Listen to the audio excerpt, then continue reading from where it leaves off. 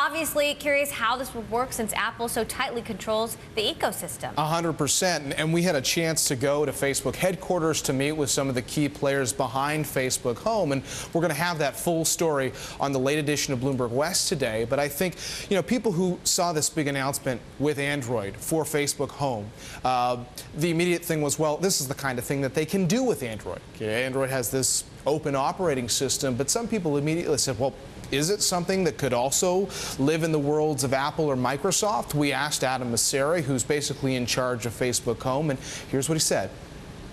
We've been speaking to them, both Microsoft and Apple. We've showed them what we've built, and we're just in an ongoing conversation about how we can also invest in those platforms more deeply.